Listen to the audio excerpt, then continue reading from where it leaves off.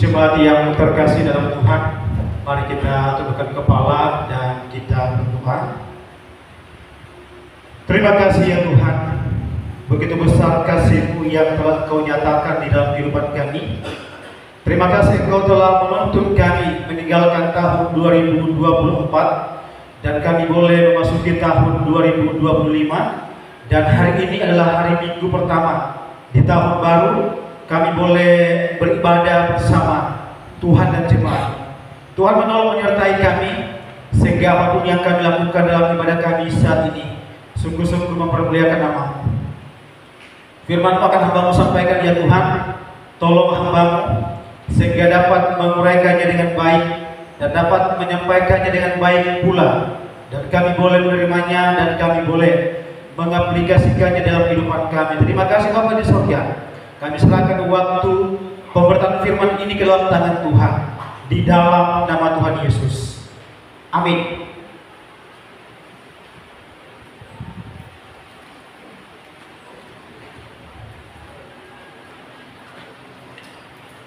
Puji Tuhan, Shalom.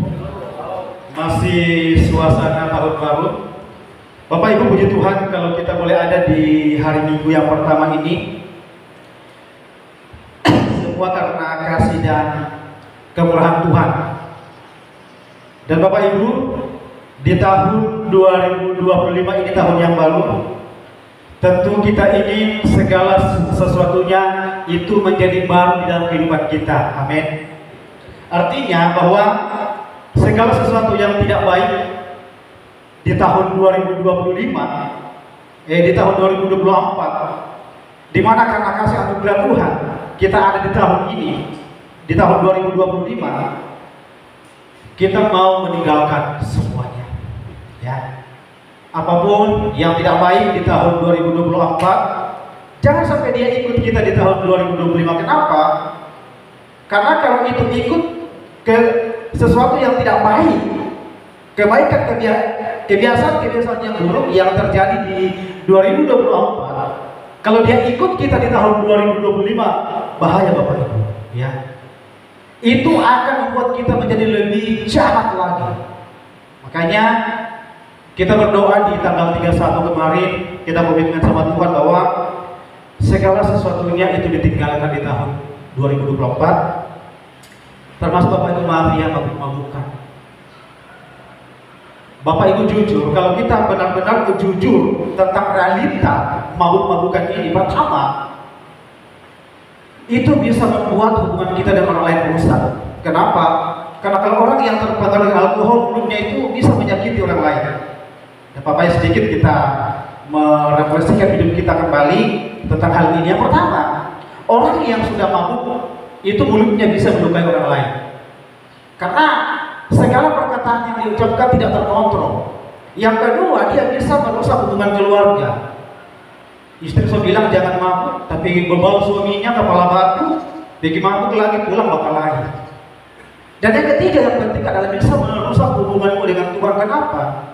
Kalau engkau sudah mabuk, hari Minggu tidak bangun lagi, dan engkau tidak bisa beribadah, bahkan saat teduh pun tidak bisa.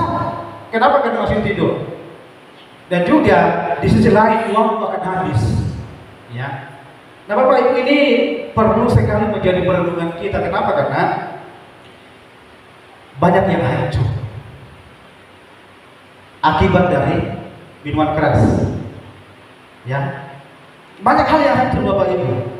Termasuk hubungan kita dengan saudara-saudara kita bisa hancur. Kenapa? Karena omongan kita, kata-kata kita yang begitu manis dari cabai. Semoga di tahun 2025 ini tidak ada lagi yang mabuk-mabukan. Mau katakan amin? Lebih keras lagi, amin. Puji Tuhan. Nanti kita akan melihat, tapi bukan untuk mencermati kita memiliki di rumahnya, tidak. Tetapi kita akan melihat perubahan demi perubahan dalam hidupnya. Dan Bapak Ibu Saudara, tahun 2025 ini kita akan belajar tentang menjadi murid Kristus. Termasuk salah satunya tadi yang saya sudah sampaikan. Itu adalah indikasi bagaimana kita menjadi murid Kristus kalau kita bisa memegang diri kita dengan tidak membiarkan diperhamba oleh apapun, termasuk minuman keras. Menjadi murid Kristus itulah yang akan kita bahas sepanjang tahun ini. Dan di bulan Januari kita akan belajar tentang serupa Kristus. Karena orang yang menjadi murid Kristus berarti dia harus serupa dengan Kristus. Serupa dengan hal apa? Serupa dengan hal karakter. Kita tidak mungkin menjadi Tuhan, tetapi kita bisa menjadi serupa dengan Kristus dalam hal karakter, yaitu mengasihi dengan tulus. Nah saudara, mari kita buka firman Tuhan di dalam 1 Petrus pasalnya yang pertama. 1 Petrus pasalnya yang pertama ayat 22 sampai ayatnya yang ke-25. Kita baca bergantian bagian firman Tuhan ini. 1 Petrus pasal 1 ayat 22 sampai ayatnya yang ke-25. Saya mulai. Karena kamu telah menyucikan dirimu dalam ketaatan kepada kebenaran, sehingga kamu dapat mengamalkan kasih persaudaraan yang tulus ikhlas. Hendaklah kamu bersungguh-sungguh saling mengasihi dengan segenap hatimu.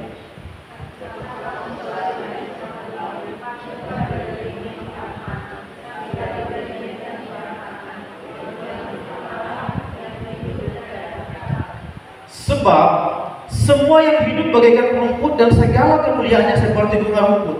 Rumput menjadi kering dan bunga gugur.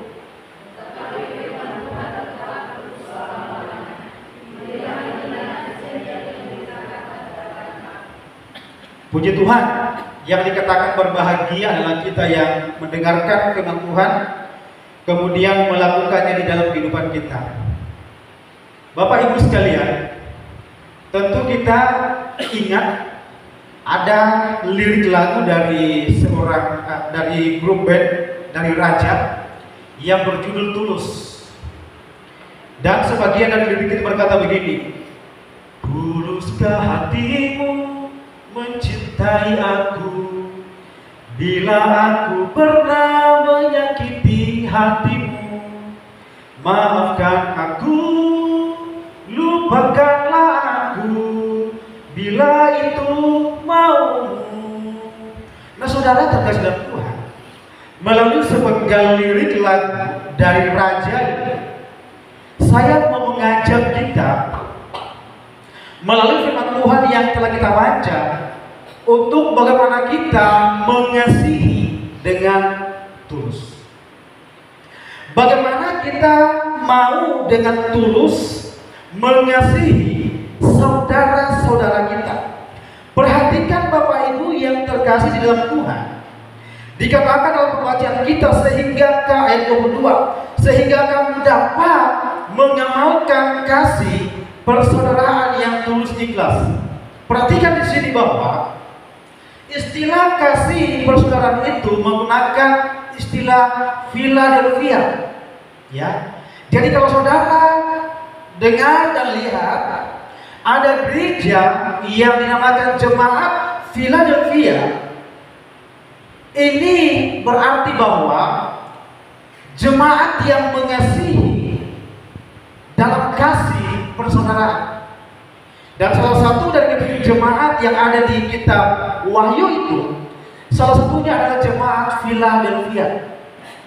Jadi saudaraku, istilah Philadelphia artinya kasih persaudaraan. Kita yang ada di dalam ruangan ini, kita yang ada di gereja GKK Jabar Labuan ini, kita harus mengamalkan kasih Philadelphia, yaitu kasih persaudaraan di antara saudara seiman. Ya. Kenapa? Karena kita semua ini adalah saudara-saudara seiman di dalam Tuhan. Makanya Petrus berkata bahwa sehingga kamu dapat mengamalkan kasih persaudaraan yang tulus ikhlas. Dari awal ia berkata, karena kamu telah menyucikan dirimu dalam ketaatan kepada kebenaran, karena hidup kita telah dibersihkan dengan kebenaran firman Tuhan, sehingga kita dapat mengamalkan kasih Philadelphia, kasih persaudaraan yang tulus ikhlas. Berbicara kasih yang tulus ikhlas, saudaraku, ini benar-benar kasih yang murni, kasih yang tidak ada motivasi di balik semuanya itu.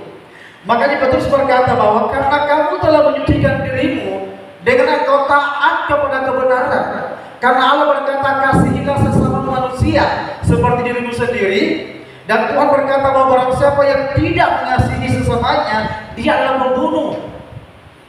Karena kita telah mendengarkan semuanya itu, kita menyucikan, membersihkan hidup kita dengan kebenaran yang telah kita terima, sehingga kita dapat mengamalkan kasih persaudaraan di dalam persekutuan kita. Dengan demikian, saudaraku, bahwa kasih persaudaraan yang kita berikan kepada saudara-saudara seiman kita dikatakan bahwa hendaklah kamu bersungguh-sungguh saling mengasihi dengan segenap hati. Dikatakan bahwa engkau telah mengamalkan kasih persaudaraan yang tulus, ya. Karena engkau sudah mengamalkan kasih persaudaraan yang tulus, oleh karena itu, ketika engkau mengasihi sesama manusia, hendaklah kamu bersungguh-sungguh dengan segenap hatimu. Dikatakan, hendaklah kamu bersungguh-sungguh saling mengasihi dengan segenap hatimu.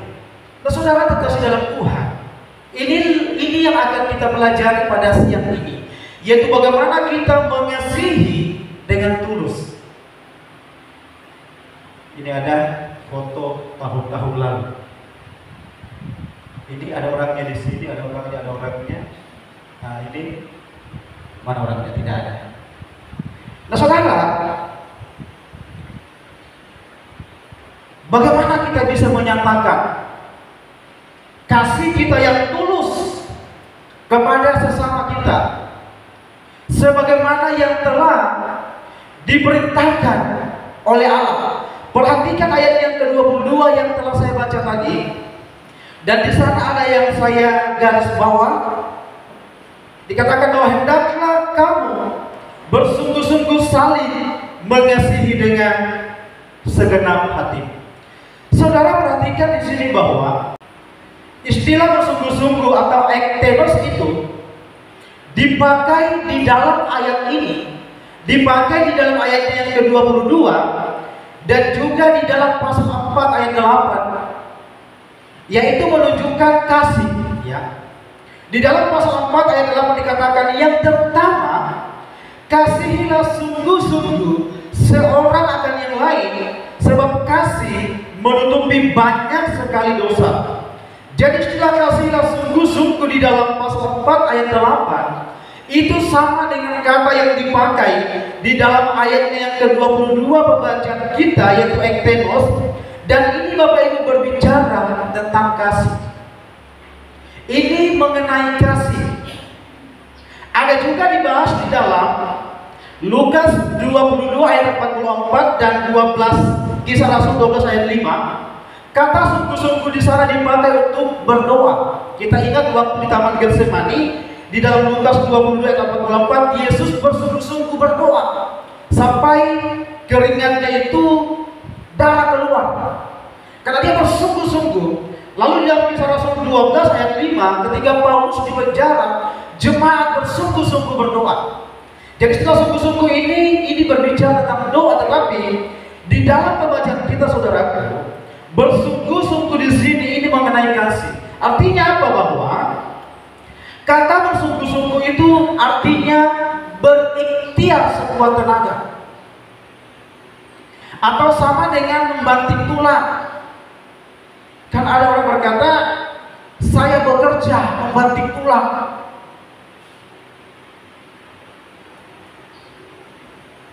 Dari kata bersungguh-sungguh ini, Bapak Ibu Saudara, Alkitab mau menyampaikan kepada kita bahwa hendaklah engkau tekun mengasihi.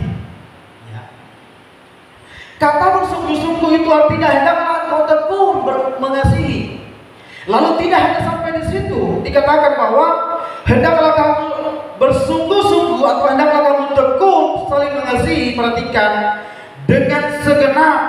hatimu.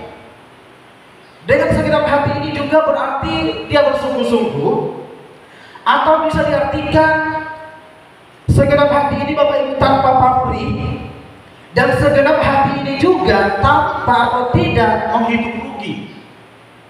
Jadi kalau dikatakan bahwa hendaklah engkau sungguh-sungguh, bersungguh-sungguh saling mengasihi dengan segenap hatimu, artinya bahwa kasih kita itu harus dinyatakan dengan tekun dan mendalam.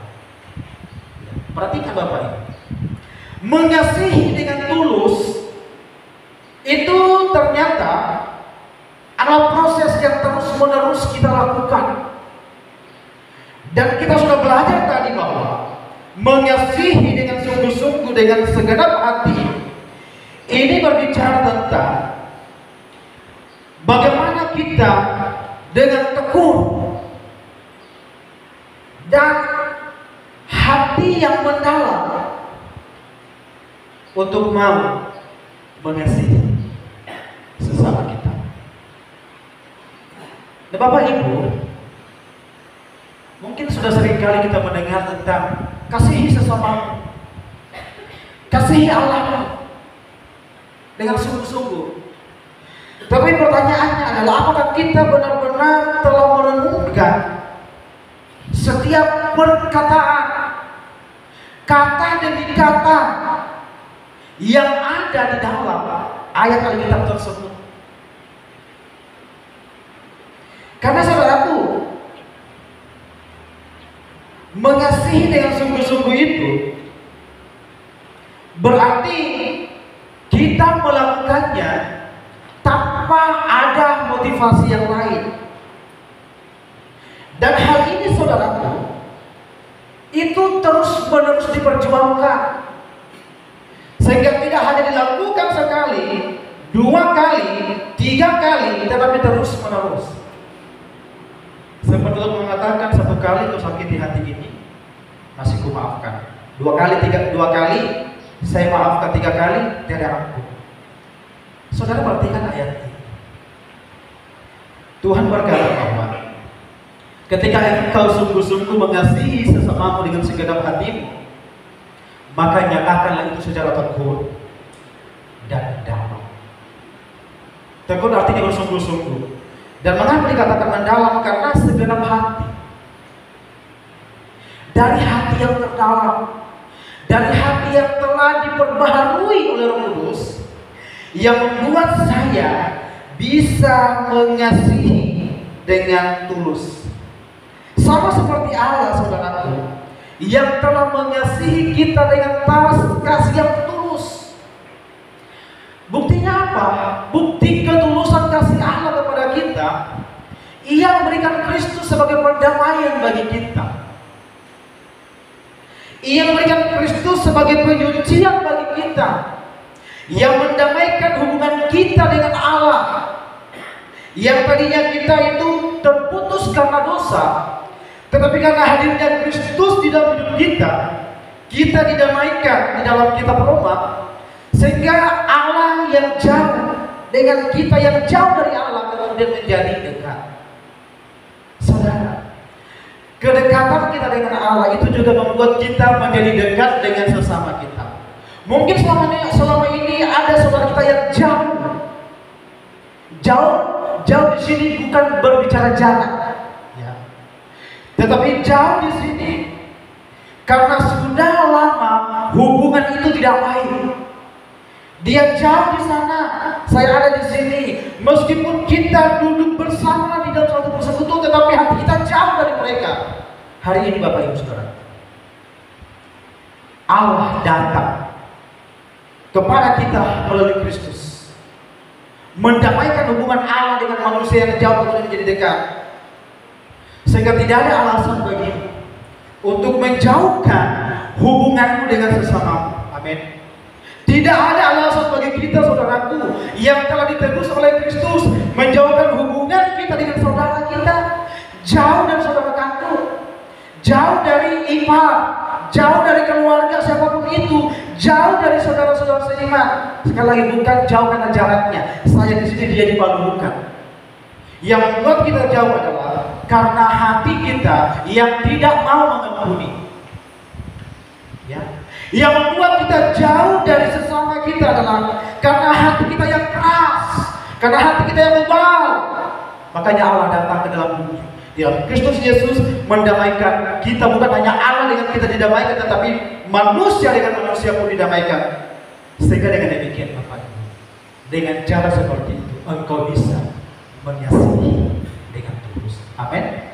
Engkau bisa mengasihi dengan tulus. Dan perhatikan bahwa mengasihi dengan tulus ini harus dinyatakan secara tekun dan mendalam. Sama seperti Bapak Ibu yang bekerja. Ketika engkau bekerja, engkau punya harapan. Ada sesuatu yang engkau harapkan. Seorang karyawan bekerja, akhir bulan dia akan mendapatkan upah. Seorang petani bekerja, berapa bulan dia akan mendapatkan upah. Setiap kita yang bekerja, kita mendapatkan upah. Nah, ketika kita tekun di dalam mengasihi, apa yang kita harapkan? Yang kita harapkan adalah hubungan kita dengan orang lain bisa baik. Itu cita-cita kita semua. Ya. Makanya Bapak Ibu Saudaraku, perlu terus diperjuangkan, perlu terus diupayakan. Dan engkau, saya dan Bapak Ibu Saudaraku hanya bisa mengasihi dengan tulus kalau itu keluar dari hati. Kenapa hati? Karena hati adalah sumber dari segalanya. Makanya Tuhan pada berkata kepada Yosua, teguhkanlah dan kuatkanlah hatimu. Engkaulah yang akan memimpin bangsa ini menyeberangi sungai Yordan. Karena sumber segala sesuatu dari hati. Seseorang bisa dipulihkan, itu hatinya dulu yang harus dipulihkan. Kalau hatinya tidak dipulihkan, maka semua akan rusak. Perkataannya akan rusak, tindakannya akan rusak. Kenapa? Karena hati dasar dari segala sesuatunya belum dipulihkan. Tetapi kalau dasarnya dipulihkan, saudara, perkataan itu menyejukkan bagi orang lain. Tindakanmu itu menyenangkan bagi orang lain.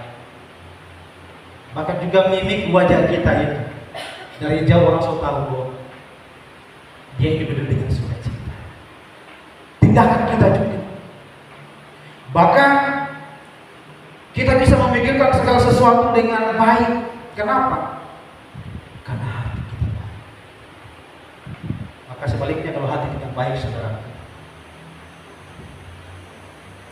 kalau hatiku tidak baik, yang baik dari orang lain saya lihat tidak baik, saya anggap tidak baik. Kebaikan orang sama saya anggap tidak baik. Kenapa? Karena ini di sini yang belum selesai. Makanya saudara, mengasihi dengan tulus itu bukan hanya lisan. Aku mengasihi Engkau Yesus dengan segenap hatiku, tetapi hubungannya dengan orang lain terus. Bagaimana kita mau bernyanyi kepada Tuhan, aku mengasihi Engkau dengan segenap hatiku Tuhan, tetapi dengan sesama jauh hati.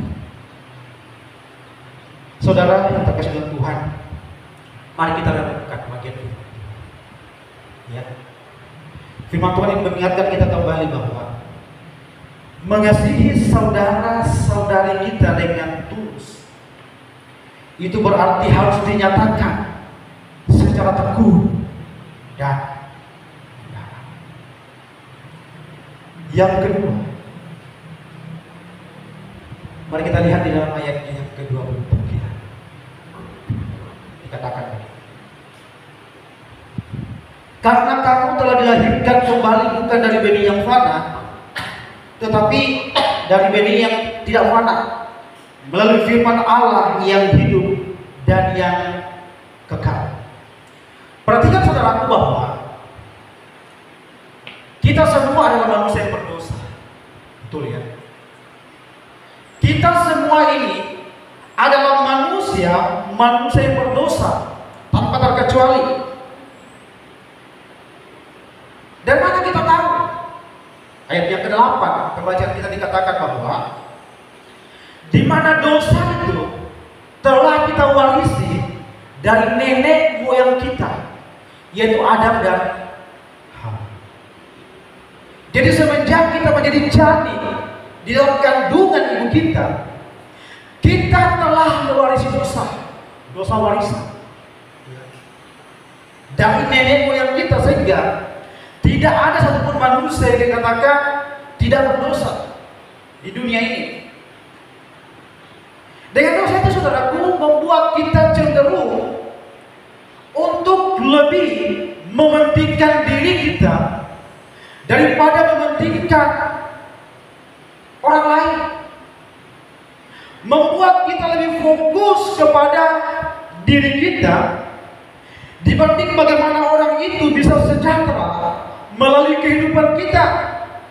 Bahkan mungkin ada di antara kita yang tidak peduli dengan orang lain. Orang mau suka, mau senang dengan tindakan saya, terserah. Ya, itu namanya egois, Bapak Ibu.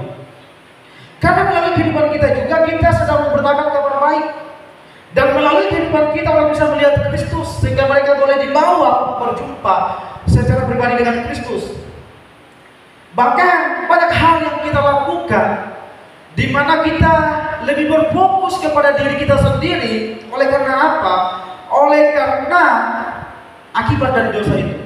Sehingga Bapak Ibu, hidup kita ini didasarkan dengan apa yang kita mau, bukan apa yang Tuhan mau. Hidup ini didasarkan pada standar hidup kita sendiri. Kita sudah pasang standar hidup kita, pokoknya saya begini, tidak peduli dengan orang lain.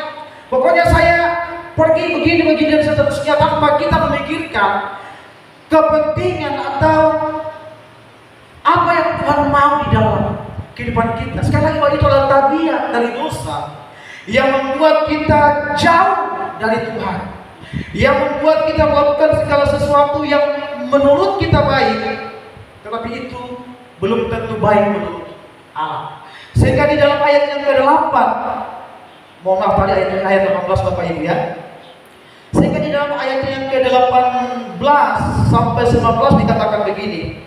Sebab kamu tahu bahwa kamu telah ditebus dari cara hidupmu yang sia-sia, yang kamu warisi dari nenek moyangmu, itu bukan dengan barang yang fana, bukan pula dengan perak atau emas, melainkan dengan darah yang mahal, yaitu darah Kristus, yang sama seperti darah anak domba, yang tak bernoda dan yang tak bercacat. Perhatikan saudara, di dalam ayat yang ke-18 dikatakan, namun kita ini telah ditebus dari cara hidup kita yang sia-sia. Kita ini telah ditebus oleh Kristus di atas kayu salib dari cara hidup kita yang sia-sia. Allah tidak mau kita terus-menerus berada di dalam dosa. Allah tidak mau kita terus-menerus berada dalam cengkraman dosa. Allah tidak mau kita itu mati binasa. Makanya dikatakan bahwa namun Allah telah menebus kita dari cara hidup kita yang lama. Dan waktu Allah menebus kita, dikatakan Bapak Ibu bahwa bukan dengan barang yang fana dan bukan pula dengan perak atau emas. Kenapa? Karena di zaman perjanjian lama, untuk bisa membeli budak itu biasanya menggunakan uang perak atau emas, sehingga budak itu bisa bebas. Jadi saudaraku, di zaman itu, di zaman perjanjian lama, jual beli budak itu hal yang biasa. Bagaimana caranya dia bisa menebus yang telah dijual itu? Harus dia datang membeli dan membayar harga sesuai yang telah disepakati. Ya. Jadi sudah terbiasa zaman itu, budak dibeli, dan ketika dia dibeli, ketika saya membeli budak itu menjadi milik saya. Dia menjadi hamba dan dia bergantung sepenuhnya kepada saya. Nah, perhatikan saudara terkasih Tuhan, Allah pun telah menebus kita dari pasar dosa. Tidak ada satupun manusia yang mampu menyelamatkan kita. Kalau di pasar budak itu masih ada bisa membeli, menebus. Tetapi berbicara kematian kekal, saya tidak bisa menebus Bapak Ibu. Saya tidak bisa membeli Bapak Ibu, tidak bisa. Saya tidak bisa membayar Tuhan kemudian menarik Bapak Ibu keluar dari kematian kekal, tidak bisa.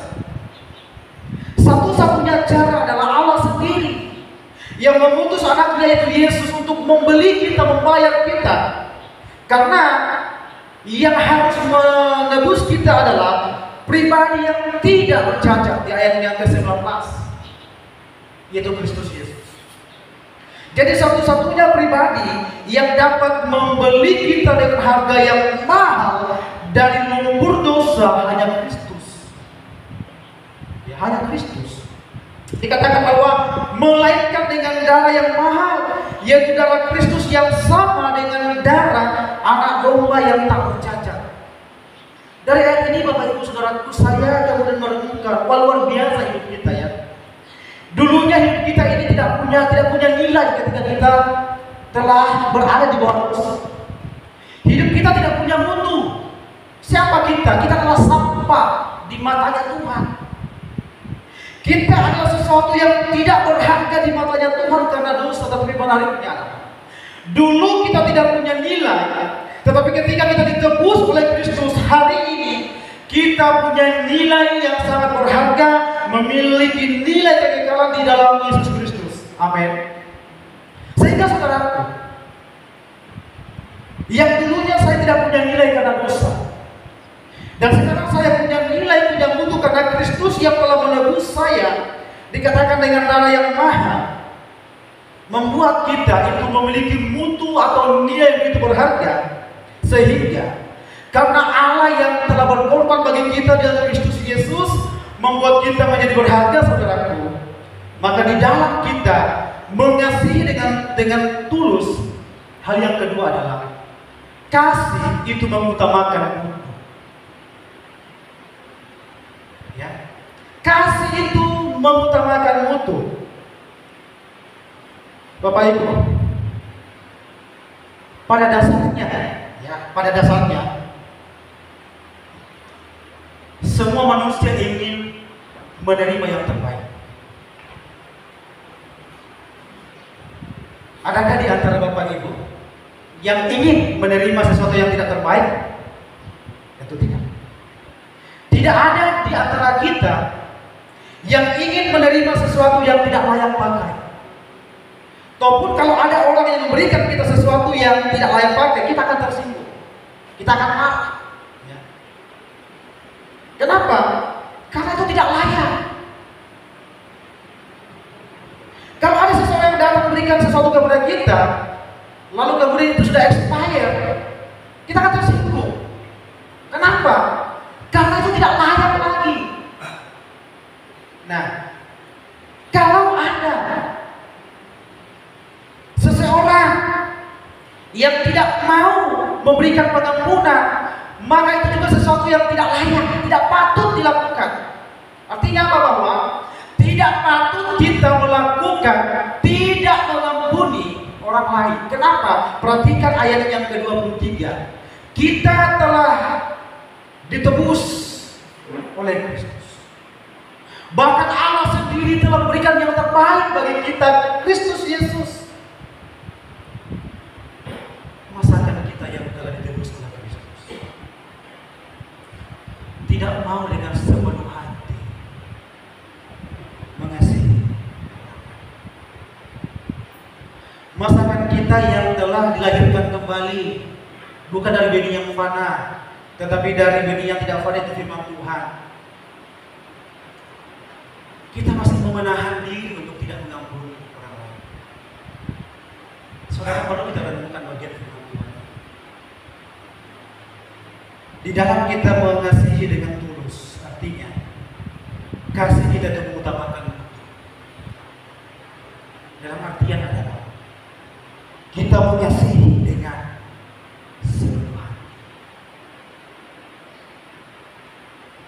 Kita mengasihi dengan sepenuh jiwa kita. Karena Allah sendiri yang telah memberikan standar bagi kita.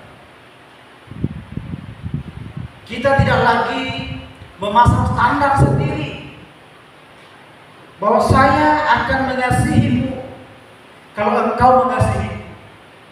Itu kan standar manusia. Makanya Bapak Ibu Saudaraku, di dalam 1 Yohanes pasalnya yang kedua, ayat 7 sampai ayatnya yang ke-17, di sana dikatakan, Yesus itu berikan perintah yang baru kepada kita. Kenapa dikatakan perintah yang baru? Maksudnya begini. Dulunya orang bisa mengasihi karena dulunya saya bisa mengasihi engkau karena engkau mengasihi saya. Nah itu sudah terbiasa. Di bagian lain teman-teman katakan bahwa orang-orang yang tidak mengenal Tuhan pun melakukan itu. Kalau orang lain mengasihinya, dia mengasihinya. Tetapi yang istimewa di sini dikatakan yang baru itu adalah ketika orang tidak bisa mengasihimu, lalu engkau mengasihi dia, itulah perintah yang baru yang Tuhan berikan. Jadi ada peningkatan Bapak Ibu. Mengasihi orang mengasihi kita itu hal yang biasa. Tapi perhatikan mengasihi, meskipun orang itu menyakitkan bagi kita.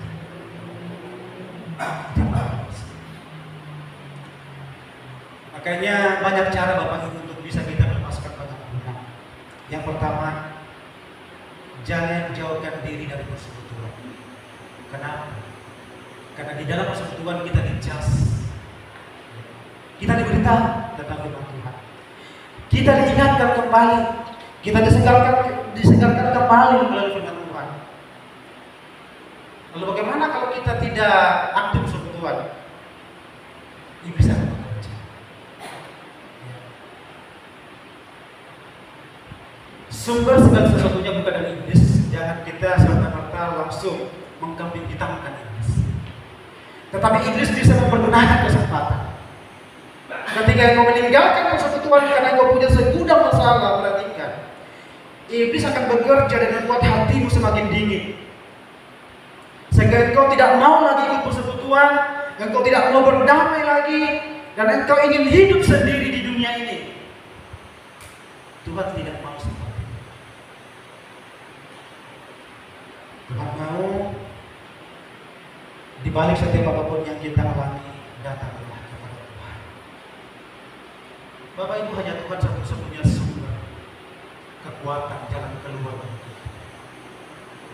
Banyak orang yang mengalami masalah di luar sana, tapi mereka tidak lari, tapi justru mereka memasang pundak mereka.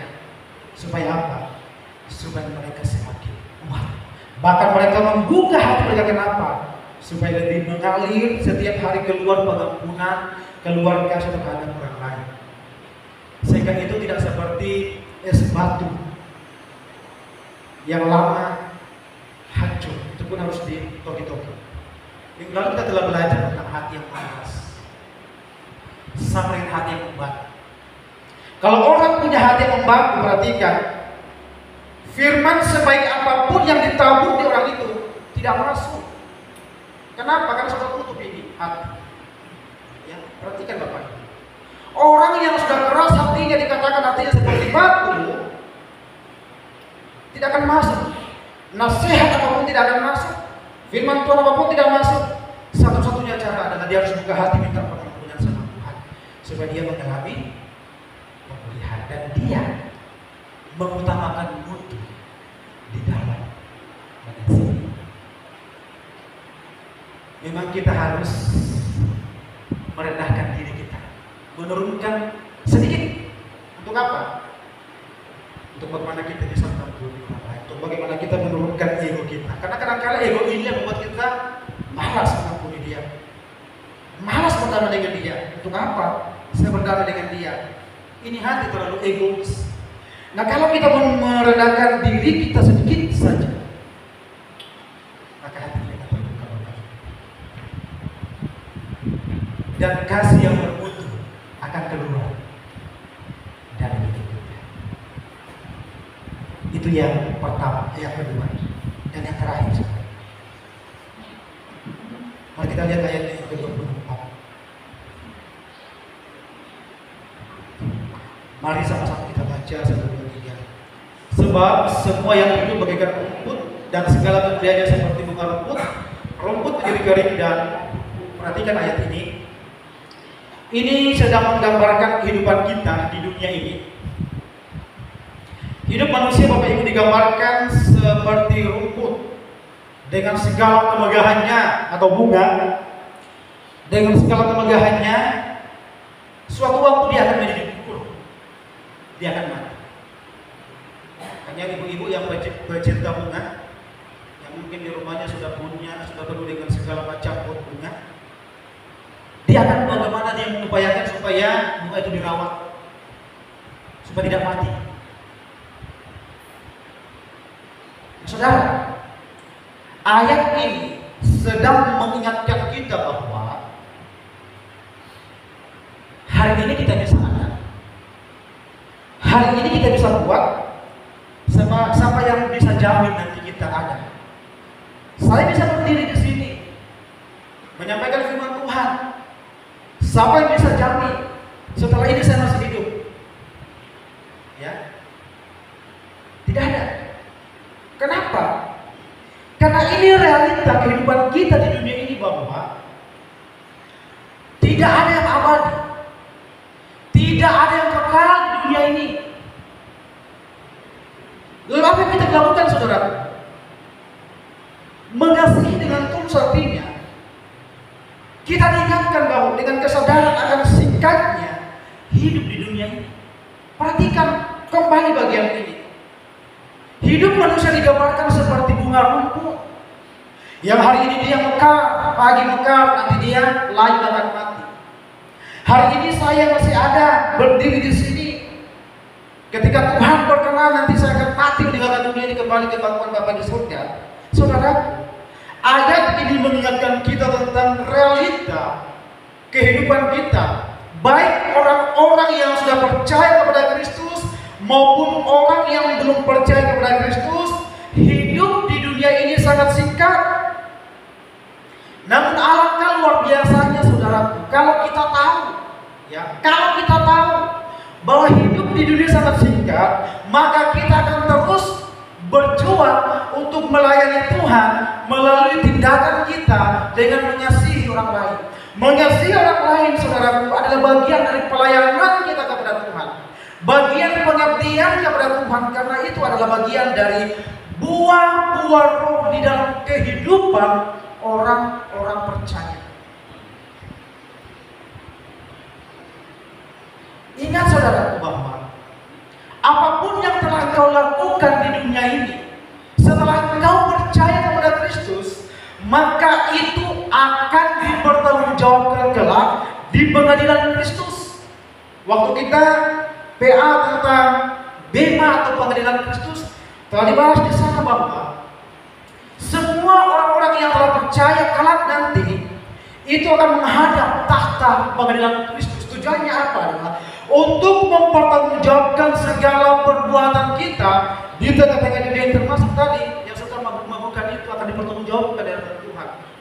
Dan Tuhan sendiri akan menilai kita dan memberikan kita mahkota. Siapa yang layak menerima mahkota, mereka lah yang sungguh-sungguh berbuah bagi Tuhan di dunia ini.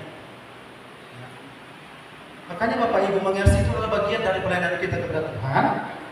Karena segala sesuatu akan kita pertanggungjawabkan, dan mungkin di dunia ini, dan memang kita tidak bisa melihat secara kasat mata siapa yang sungguh-sungguh mengasihi, siapa yang sungguh-sungguh melayani Tuhan. Tetapi Alkitab berkata bahwa suatu kelak nanti semua pekerjaan kita akan nampak. Paulus berkata di dalam 2 Korintus ayat 5 2 Korintus pasal 5 ayat 10 begini, sebab kita semua harus menghadap tahta pengadilan Kristus, supaya setiap orang memperoleh apa yang patut diterimanya sesuai dengan yang dilakukannya dalam hidupnya ini, baik ataupun jahat. Jadi Paulus ini sedang berbicara di dalam konteks orang percaya. Buktinya apa? Buktinya dia menggunakan kata kita semua. Ini menunjuk kepada orang percaya yang telah menerima kasih karunia bahwa semua kita kelak akan menghadap tahta pengadilan Kristus, sehingga akan nampak di sana siapa yang selama dunia ogah-ogahan melayani Tuhan, ya, dan banyak lagi. Sebabkan apa, Bapak? Makanya Paulus berkata, waktu dia melayani Tuhan, dia was-was, dia khawatir. Jangan sampai dia setia melayani Tuhan di dunia ini, tapi nanti dia ditolak di atas, tidak mendapatkan apa-apa. Makanya ini menjadi perenungan bagi kita. Jangan sampai kita sudah setia beribadah, Tuhan bilang, ingatlah engkau berbuat kejahatan. Ya. Segala sesuatu harus kita bertanggungjawabkan. Dan ayat yang terakhir dikatakan begini. 1 Korintus 15 ayat 58. Karena itu saudara-saudara yang terkasih, berdirilah teguh, jangan goyah, dan giatlah selalu dalam pekerjaan Tuhan, sebab kamu tahu bahwa dalam persekutuan dengan Tuhan jeripaya tidak. Dan kau tidak akan sia-sia mengumpul dengan tulus. Kenapa? Karena kau akan mendapatkan balasan dari Tuhan. Nah, Bapak Ibu Saudara terkasih dalam Tuhan, mengawali hari Minggu di tahun ini, mari kita terus pegang firman Tuhan. Kita berharap firman Tuhan ini tidak hanya kita dengarkan, namun tinggal di ruangan ini. Tapi kita mau bagaimana firman Tuhan itu tinggal dalam hati kita, kita bawa kemanapun kita pergi. Dan kalau kita mungkin sakit hati kepada orang lain, firman ini mengingatkan kita untuk bagaimana kita mengasihi dengan tulus. Mengasihi dengan tulus, Bapak Ibu, itu harus dinyatakan secara tekun dan mendalam. Ya. Mengasihi dengan tulus itu harus mengutamakan mutu, memberikan yang terbaik. Dan yang ketiga, mengasihi dengan tulus artinya kita harus sadar bahwa hidup kita di dunia ini singkat. Roh Kudus menolong kita untuk kita dikuatkan melakukan kebenaran firman Tuhan.